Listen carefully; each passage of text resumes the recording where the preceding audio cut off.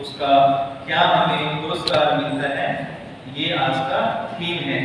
तो हम सब जानते हैं कि बाइबल जो है वो एक विश्वास की पुस्तक है और हम मसीह लोग जो हैं हमें जो है विश्वासी के रूप में जाना जाता है ना।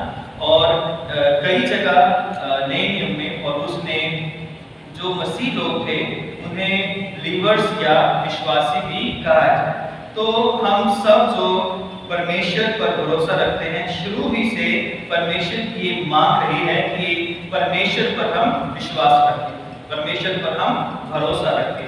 और बिना भरोसे के या बिना विश्वास के यदि हम कोई भी काम करते हैं, चाहे वो प्रार्थना करते हैं, चाहे हम आराधना करते हैं, चाहे हम गीत गाते हैं, गवाही देते हैं, वचन पढ़ते हैं, यदि हमारा विश्वास नहीं है तो बिना विश्वास के परमेश्वर को प्रसन्न करना अनहोना है। और इब्रानियों में भी अभी हमने पढ़ा कि यदि कोई परमेश्वर के पास आना चाहता है और जब वो परमेश्वर के पास आए तो विश्वास के साथ आए, तो लिखा है और विश्वास बिना उसे प्रसन्न करना अनहोना है, क्योंकि परमेश्वर के पास आने वाले को विश्वास करना चाहिए कि वह है और अपने खोजने वालों को प्रतिफल देता है।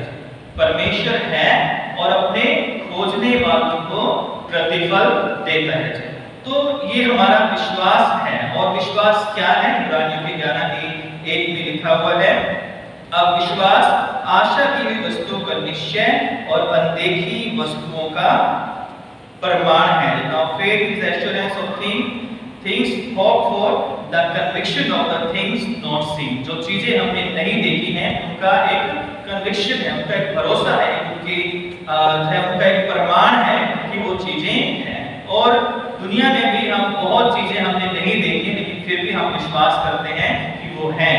और उसी तरह परमेश्वर की जिसकी हम आराधना करते हैं वो जीवित परमेश्वर है। और उसने कहा है कि जहां भी 2 या 3 मेरे नाम से एकत्रित होते हैं तो मैं उनके बीच में उपस्थित होता हूं। तो ये उसका वायदा है। तो हम जब भी उसकी आराधना में आते हैं, जब भी उसके सामने हम प्रार्थना करने के लिए बैठते हैं, उसके वचन को हम पढ़ते हैं, तो हमारा ये भरोसा होना चाहिए, ये हमारा विश्वास होना चाहिए कि जिससे हम बात कर रहे हैं या जिससे हम मांग रहे हैं या जिसकी हम आराधना कर रहे हैं वो परमेश्वर हमारे पास है, वो परमेश्वर हमारे साथ है, वो परमेश्वर हमारी प्रार्थनाओं को सुन रहा है। और इसमें जो है जो एक मसीह व्यक्ति है उसे विश्वासी कहा जाता है। और बाइबल को जैसे मैंने बताया इसे विश्वास की पुस्तक भी कहा जाता है, जो हमें हमारे विश्वास को बढ़ाती है, हमारे विश्वास को बनाए रखती है, हमारे विश्वास को में हमें दृढ़ बने रहने के लिए हमारे पास बहुत सारे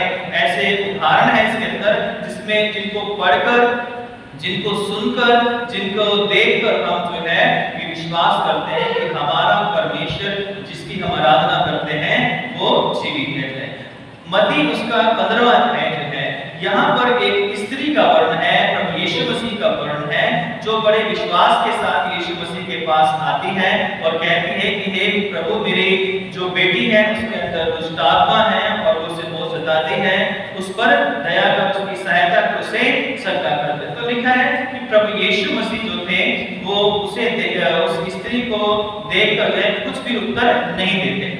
और दूसरी बात में देखते हैं कि यीशु मसीह कहते हैं कि मैं इस्राएल के घराने की कोई भी भेड़ों को छोड़कर और किसी के लिए नहीं आया हूं। तो यहाँ पर हम प्रभु यीशु मसीह को देखते हैं, उसके चेलों को देखते हैं और एक कनानी स्त्री, क्योंकि इस समय प्रभु यीशु मसीह सुर और सैदा के क्षेत्र में थे, जो कि यहूदा से बाहर था, और अन्य जातियों के क्षेत्र में जब वो गए प्रचार करने के लिए, तो एक अन्य जाति स्त्री ने जो है आकर उससे विनती की। और उस समय जो यहूदी लोग थे वो ये मानते थे कि अन्य जाति जो लोग हैं वो सारे नरक में जाएंगे, हम जो यहूदी हैं केवल वही लोग स्वर्ग में जाने के अधिकारी हैं, क्योंकि हम अब्राहम के वंश के। और इस बात पर वो बहुत घमंड करते थे कि हम इब्रानी हैं या हम यहूदी हैं। और सामरी लोग हो या अन्य जाति लोग हो, उन्हें वो कभी एक इंसान के रूप में नहीं देखते थे। वो सोचते थे कि इन लोगों को तो नरक में जाने के लिए बनाया गया है। और इसलिए कभी भी यहूदी लोग जो थे वो अन्य जातियों से ज्यादा मेलजोल नहीं रखते थे, और जो सामरिया का क्षेत्र था उसमें से भी यहूदी लोग कभी क्रॉस नहीं करते थे। उसको दूसरे रास्ते से वो जब उन्हें नॉर्थ में जाना होता था साउथ से, तो वो दूसरे रास्ते से होकर जाते थे ताकि उन्हें सामरिया के रास्ते में भी जाना ना पड़े। तो यहाँ पर हम देखते हैं कि यहूदी लोग सोचते थे कि जो मसीहा होगा वो केवल यहूदियों के लिए होगा जो है, और परमेश्वर जो है वो केवल यहूदियों के लिए है, और यीशु मसीह जो है वो यहूदा को छोड़कर वो अन्य जाति क्षेत्रों में गए हैं और वहां पर प्रचार कर रहे हैं। यहाँ पर एक स्त्री आती है, वो विनती करती है और यीशु मसीह उसे कोई उत्तर नहीं देते, है ना। तो ये यीशु मसीह का जो स्वभाव था, जो अक्सर हम दूसरी जगहों पर पढ़ते हैं, उससे थोड़ा फर्क है ना। और यहाँ पर यीशु मसीह उसे उत्तर नहीं देते हैं, फिर कहते हैं मैं केवल इजराइल के कोई भी घरों के लिए आया हूँ। तीसरी बार यीशु मसीह कहते हैं कि अपनी रोटी लेकर जो है, बच्चों की रोटी लेकर कुत्तों को डालना उचित नहीं है ना।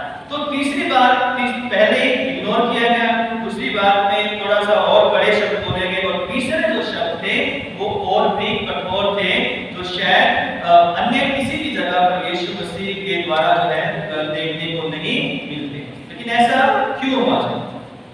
ऐसा इसलिए था क्योंकि यीशु मसीह, उसके चेले जो उसके साथ थे, और चेले भी कुछ हद तक यहूदियों को फॉलो करते थे, उन पुरानी ट्रेडिशन को, रीति रिवाजों को, परंपराओं को जो है उनको फॉलो करते थे। इसलिए उनके भी मन में ये हमेशा संदेह रहता था कि यीशु मसीह जो है वो केवल यहूदियों के लिए है या सारे संसार के लिए है। तो यहाँ पर कई बार प्रभु यीशु मसीह जब हमारे लिए काम करते हैं, आश्रय करते हैं, तो उससे पहले हमें कठिन परीक्षाओं से गुजरना पड़ता है। यहाँ पर वो इस स्त्री की इंसल्ट नहीं कर रहे हैं, ना वो यहाँ पर उसको पूरी तरह से मना कर रहे हैं कि नहीं मैं इसका काम कभी नहीं करूँगा, बल्कि वो उस स्त्री के विश्वास को बढ़ाने का काम कर रहे हैं ना। और विश्वास जब बढ़ता है और उस विश्वास के द्वारा परमेश्वर प्रसन्न होता है, तभी हमारे जीवन में बड़े बड़े काम होने पाते हैं। तो हम देखते हैं कि जब ये स्त्री आती है बड़े विश्वास के साथ आती है ना, लेकिन इसके विश्वास की परख जो है प्रभु यीशु मसीह के द्वारा की जाती है। आज भी जब हम बहुत सारी चीजों के लिए परमेश्वर से मांगते हैं, बहुत सारी चीजों के लिए हम प्रार्थनाएं करते हैं, तो परमेश्वर कई बार पहले हमारे विश्वास की परख करता है कि पहले मैं जानूं तो सही कि इनका विश्वास कितना है। वैसे तो हम सब कह सकते हैं कि हम विश्वासी हैं, हम ईसाई हैं, है ना, लेकिन क्या हम विश्वासी हैं सच में हम उस परमेश्वर के उपस्थिति को मानते हैं, सच में उसकी प्रेजेंस को मानते हैं, सच में हम ये मानते हैं कि हम जब घर में प्रार्थना करते हैं, जब हम कलीसिया में प्रार्थना करते हैं या प्रार्थना करने के लिए आते हैं, तो वहां परमेश्वर है ना, और परमेश्वर हमारे आवाज को या हमारी बातों को, हमारे लफ्जों को जो है वो सुनता है ना। इसलिए कई बार हम सोचते हैं कि चर्च के बाउंड्री में तो परमेश्वर है, लेकिन चर्च से बाहर निकलते ही परमेश्वर नहीं है। फिर हम चाहे कुछ भी बोलते रहें, कुछ भी कहते रहें, कुछ भी चुगली करें, कुछ भी बुराइयां करें, कुछ भी निंदा करें, चाहे गाली दें, चाहे झूठ बोलें, चाहे धोखा दें, किसी को कुछ भी करें, क्योंकि परमेश्वर जो हमारा चार दीवारी का परमेश्वर है, और हमें ये पक्का विश्वास होता है कि परमेश्वर यहाँ बॉर्डर से आगे नहीं आता है ना, वो वहीं तक रहता है और उसके आगे परमेश्वर नहीं आता है, और उसके बाहर तो बिल्कुल वो कदम नहीं रखता है। और इसलिए हम जो चाहते हैं, जो हमें नहीं करना होता है, जो हमें नहीं बोलना होता है, वो सब कई बार परमेश्वर के घरों में आकर या कलीसियों में आकर जो है हम वो सब बोलते हैं। कई बार हम सोचते हैं कि संडे को तो परमेश्वर है, लेकिन बाकी दिन हमारे घरों में, हमारे कामों में, हमारे जीवन में, हमारी बातों में, हमारे सोच में, हमारे विचारों में परमेश्वर नहीं है।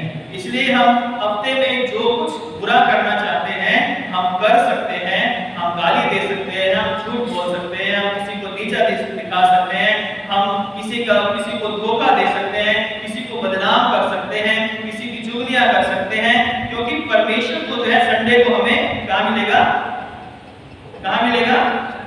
चर्च में मिलेगा, और वो परमेश्वर हमारे साथ नहीं जाता, वो तो बस ऑर्डर का परमेश्वर है जो वहीं पर जो है उसका कैंडल जलाओ, उसके वहां पर उसको कपड़ों से ढांक दो, वो परमेश्वर वही रह जाता है।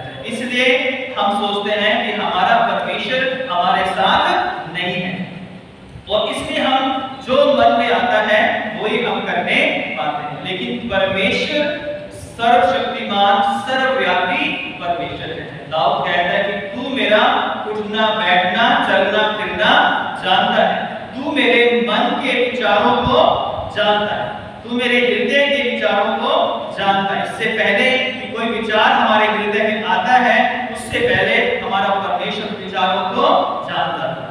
यीशु मसीह भी कई बार दूसरे के मन की बातों को पढ़ लेते थे और कहते थे कि तुम ऐसा मन में क्यों सोच रहे हो, है ना। लोग सोचते थे कि अरे इसको कैसे पता चल गया, है ना। वो सोचते थे कि हम जो हमारे मन में सोच रहे हैं वो परमेश्वर को पता नहीं है। और आज भी कई बार जब हम परमेश्वर के पास आते हैं तो हम पूर्ण विश्वास के साथ आते हैं, लेकिन पूर्ण विश्वास के साथ नहीं आते। हमें परमेश्वर पर पूर्ण विश्वास नहीं होता, और हम सोचते हैं कि अरे ये तो वचन तो हम सदियों से सुनते हैं, कितने पास्टर आके चले गए यहाँ पर है, हमें तो वचन का पूरा ज्ञान है, हमें कोई सिखाने वाला नहीं है, क्योंकि हम तो पूरी बाइबल को बहुत बार इसको पढ़ चुके हैं, इसको हमें जानने की जरूरत नहीं है। और यहीं पर हम ठोकर खा जाते हैं, क्योंकि हम घमंड से भर जाते हैं कि हमें बहुत ज्यादा ज्ञान, इसलिए हमें सीखने की जरूरत नहीं है। और इसलिए जो है यहाँ पर जो स्त्री आती बड़े विश्वास के साथ आती है, और यीशु मसीह उसके विश्वास का या उसकी जो पुकार थी उसको अनदेखा कर देते हैं, क्योंकि यीशु मसीह उसे वहां लेकर जाना चाहते हैं जहां पर उसका विश्वास जो है वो पूरी तरह शुद्ध हो जाए, पूरी तरह से जो है उसका विश्वास जो है वो बढ़ जाए। दूसरी बात हम यहाँ देखते हैं कि प्रभु यीशु मसीह जब हमारे विश्वास की परख करते हैं तो हमें उस समय जो है बड़ा दुख होता है या परेशानी होती है। जब भी विश्वास की परख होती है तो हमें परेशानी होती है, हमें दुख होता है, हमें तकलीफ होती है। जब अय्यूब के विश्वास को परखा गया तो उसे बहुत परेशानी हुई। जब शद्रक मेशक अबेदनगो के विश्वास को परखा गया तो उन्हें बहुत बड़ी परेशानी हुई। जब दानियल के विश्वास को परखा गया तो उसको भी बहुत बड़ी परेशानी हुई। और ऐसे अनेक उदाहरण हैं जहां पर यीशु मसीह के शिष्यों को, यीशु मसीह के चेलों को, विश्वासियों को, और आज भी बहुत सारे विश्वासियों को परखा जाता है, उन्हें परीक्षाओं से गुजरना पड़ता है, तब कहीं जाकर जो है उन्हें वो रिवार्ड मिलता है जिसके जो परमेश्वर ने उनके लिए रखा है। जब हम मार्केट में जाते हैं ज्वेलरी खरीदने के लिए, अगर हम सोना खरीदने के लिए जाएं और हमें कोई कच्चा सोना जो है पत्थर हो, उसमें मिट्टी मिली हो, उसमें जो है कम कर मिले और कहें कि ये जो है मैं तुम्हें 56,000 तोला के हिसाब से दूंगा, तो क्या हम उसे ले लेंगे? नहीं ले लेंगे, ये तो जो है खरा सोना नहीं है। तो सोने को क्या किया जाता है? पानी में फ्रिज में रख के उसको पकाया जाता है या उसे आग में जलाया जाता है। तो सोना जो होता है उसको जितना जलाया जाता है उतने ही उसकी प्योरिटी ज्यादा होती है ना।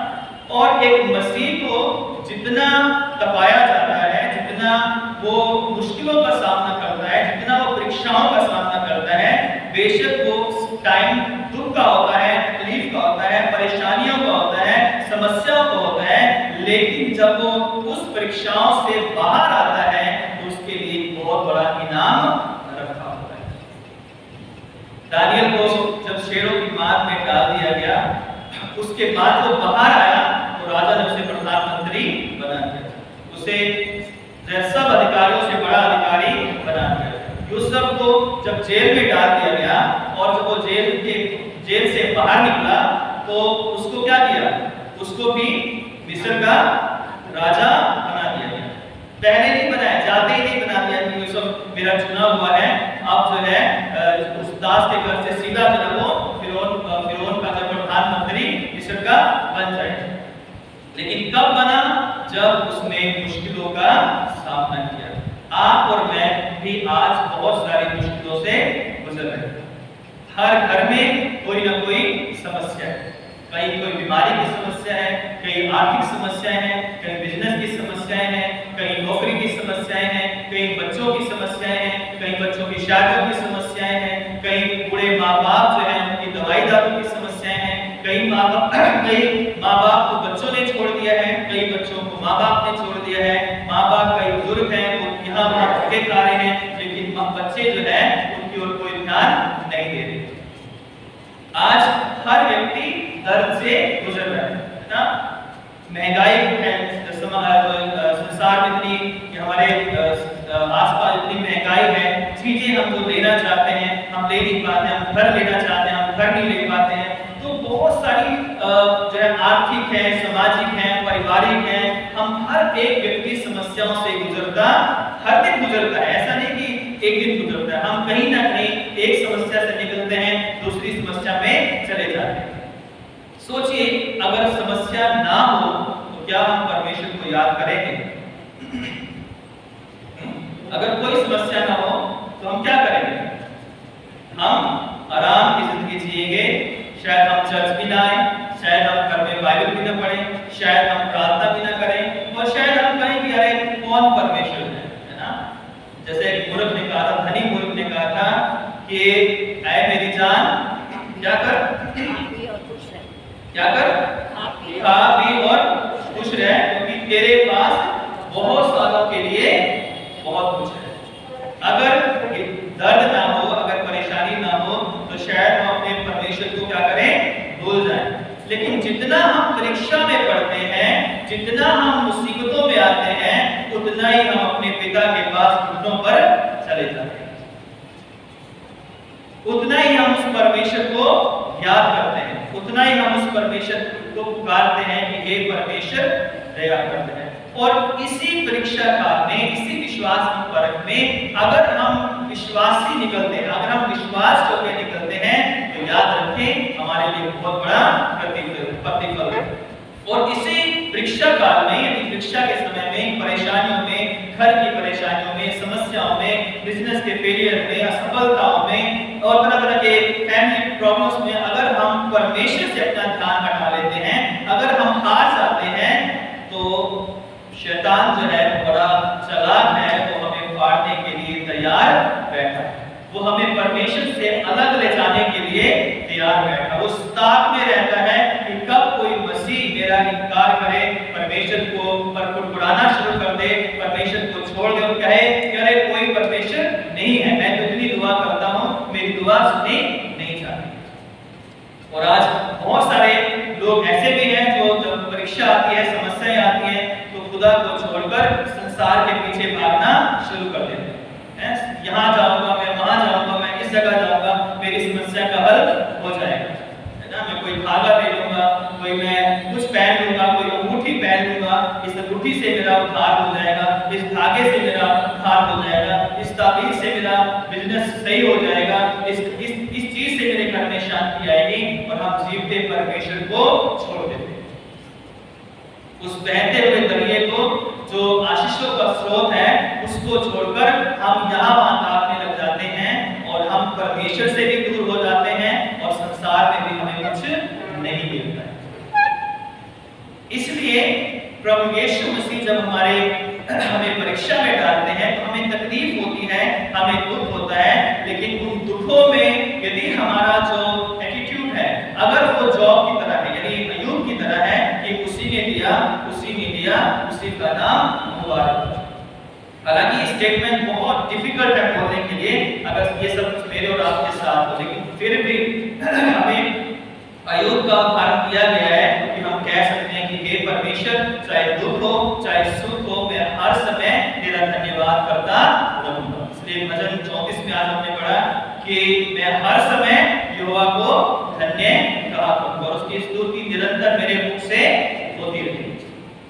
तो जब हम परीक्षा में पढ़ते हैं तो हमें परेशानी होती है, हमें दुख होता है, लेकिन याद रखें कि परीक्षा में अटल रहने वाले व्यक्ति के लिए बहुत बड़ा पुरस्कार है। तीसरी बात कि परीक्षा में जो व्यक्ति अटल रहता है, विश्वास में दृढ़ रहता है, उसके लिए बहुत बड़ा जो है एक रिवार्ड परमेश्वर ने रखा है। और जब लिखा हुआ है कि वो स्त्री यीशु मसीह के पास दोबारा आई, तो यीशु मसीह ने कहा कि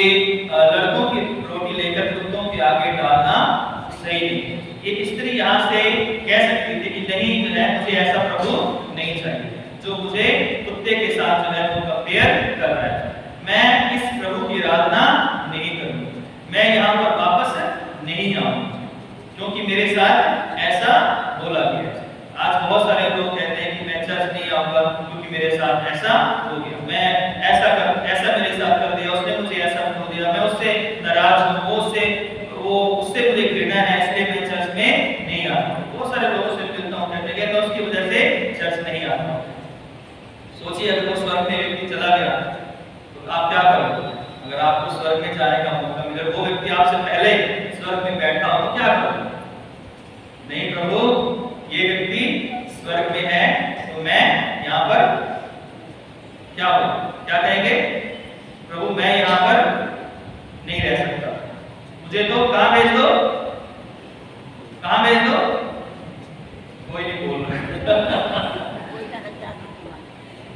तो हम क्या कहेंगे कि नहीं प्रभु मैं स्वर्ग में नहीं रहूंगा क्योंकि इस व्यक्ति से मुझे घृणा है, इस व्यक्ति को मैं पसंद नहीं करता हूँ, या इस व्यक्ति से मेरा फैमिली मैटर चल रहा है, कोई लड़ाई झगड़ा चल रहा है, कोई घर की समस्याएं से चल रही है, इसलिए मैं यहाँ पर चर्च इसलिए आपके स्वर्ग में मैं नहीं रह सकता है। हम में से कोई भी तैयार नहीं होगा प्रभु इसको जहाँ रखना रख, लेकिन मैं यहाँ से जाना नहीं चाहता। मुझे तो कहीं छोटी सी जगह कहीं कोने में स्वर्ग में जगह दे दो, मैं तो वहां भी रह लूंगा, इसको जहाँ रखना रख दो, मैं स्वर्ग से जाना नहीं चाहता। लेकिन चर्च सारी जिंदगी किसी की वजह से हम नहीं आएंगे क्योंकि उससे मुझे प्रॉब्लम है, उससे मुझे घृणा है।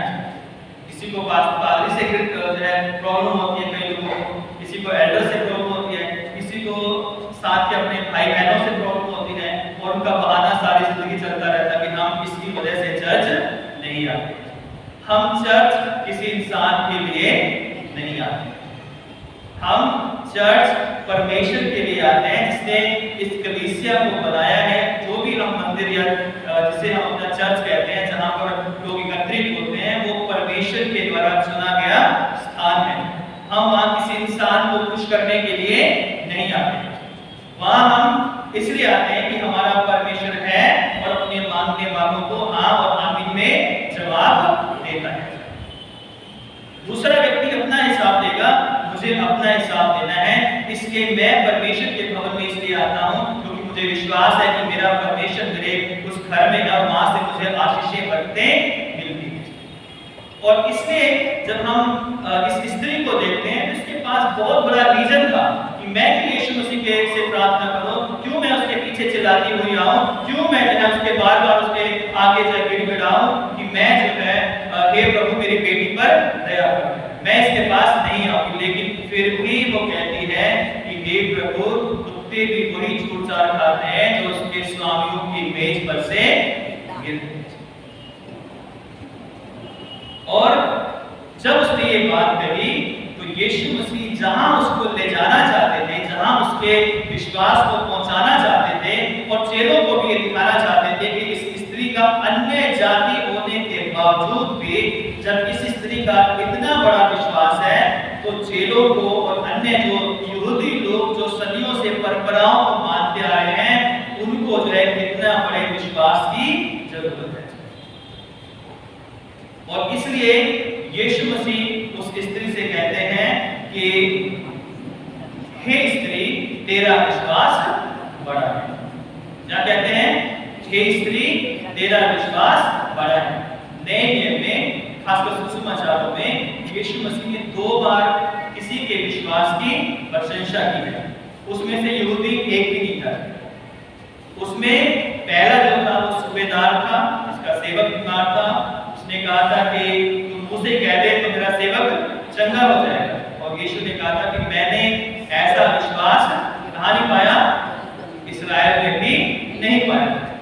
और जब यीशु ने बोला तो उसी पर उसका सेवक था चंगा हो गया। और यीशु मसीह ने उसके विश्वास की प्रशंसा की। दूसरा जो घटना है वो मत्ती 15 में है, जहां पर यीशु मसीह इस अन्य जाति कनानी स्त्री के विश्वास की प्रशंसा करते हैं जो यहूदी नहीं थी, और उसके बाद वो कहते हैं कि हे स्त्री तेरा विश्वास बड़ा है। यीशु मसीह कहां से उसको लेकर आए? पहले उसको इग्नोर किया, उसने फिर से पुकार लगाई, फिर उसको कहा कि नहीं मैं तो यहूदियों के लिए आया हूं जो है। फिर उसने पुकार लगाई, फिर कहा कि अपनी रोटी लेकर कुत्तों को डालना उचित नहीं है। फिर उसने पुकार लगाई और कहा कि नहीं प्रभु, कुत्ते भी वही चुपचाप खाते हैं जो उनकी मेज के टुकड़ों से गिरते हैं, है ना। और यीशु मसीह ने जब उसके विश्वास को परख लिया और जांच लिया कि इसका विश्वास जो है वो अटल है, इसका विश्वास वो डिगने वाला नहीं है, मेरे इतने कटु शब्द बोलने के बावजूद भी ये जो स्त्री है वो पीछे नहीं हटी है, वो निराश नहीं हुई है, वो दुखी नहीं हुई है, वो अविश्वास में नहीं गई है, वो उसने कुड़कुड़ाना शुरू नहीं किया है, और उसके बावजूद ये उसने अपने आप को दीन और नम्र कर लिया कि हे प्रभु, तू ही है जो कुछ कर सकता है, क्योंकि कुत्ते भी वही खाते हैं जो उनके स्वामियों के मेज से टुकड़े जो गिरते हैं। और यीशु कहते हैं कि हे स्त्री, तेरा विश्वास बड़ा है। आज मेरा और आपका विश्वास कैसा है?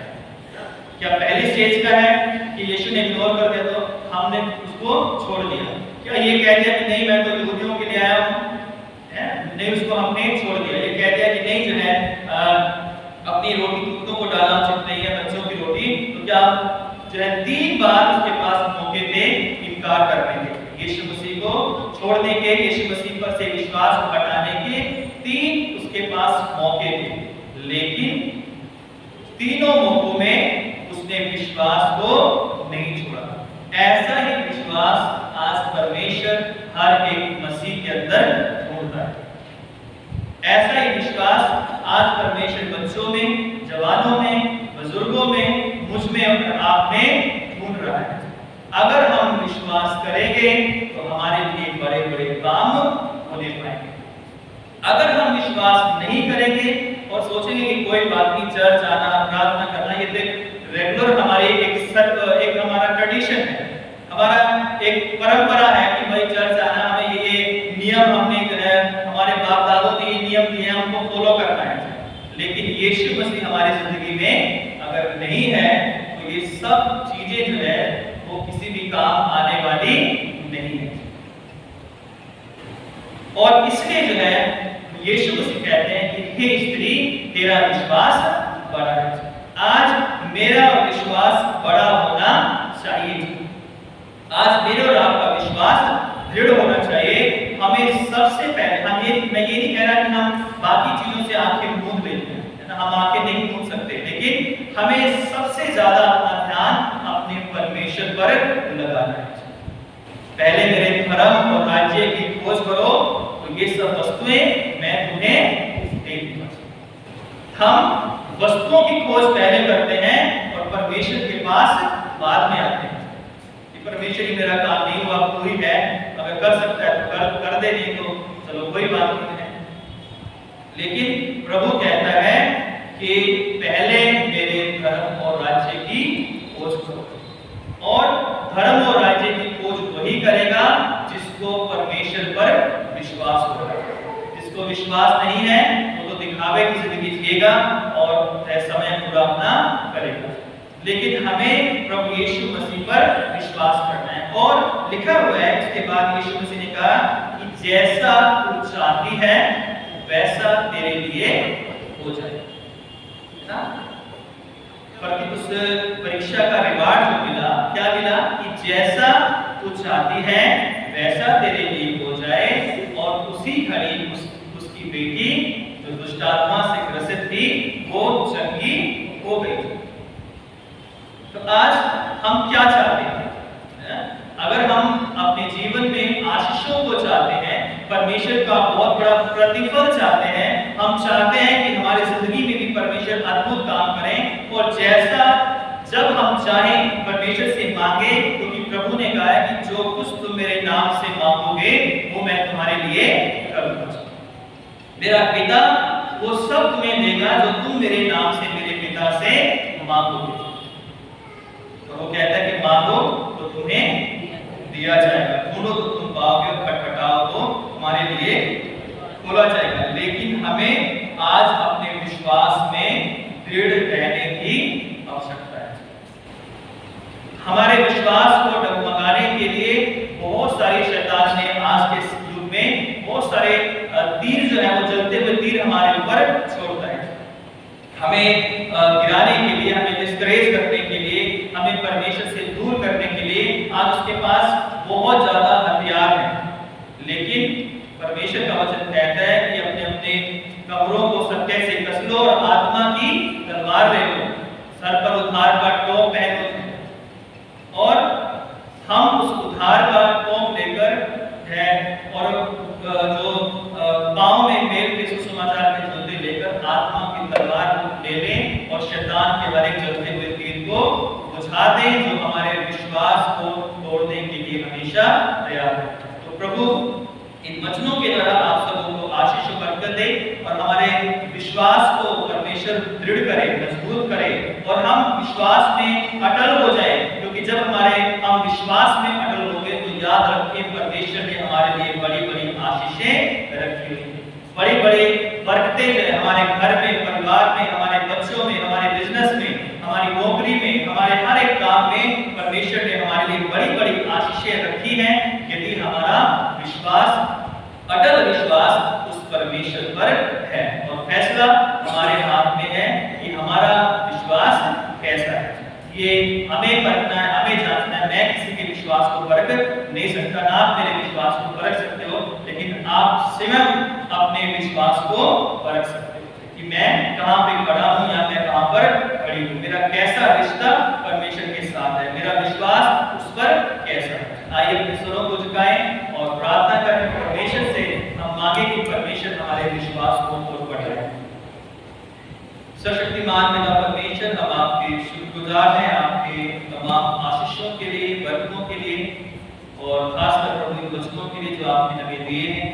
प्रभु बहुत बार हमारा विश्वास टूट जाता है, हम पिता परमेश्वर अविश्वासी हो जाते हैं, इसलिए हम क्षमा चाहते हैं और आपसे प्रार्थना करते हैं हमारे विश्वास को बढ़ा, ताकि उस स्त्री की तरह कितनी ही ठोकरें लगे तब भी हम प्रभु आपको ना छोड़ें और अपने विश्वास को आप पर दृढ़ और मजबूत बनाए रखें। सारा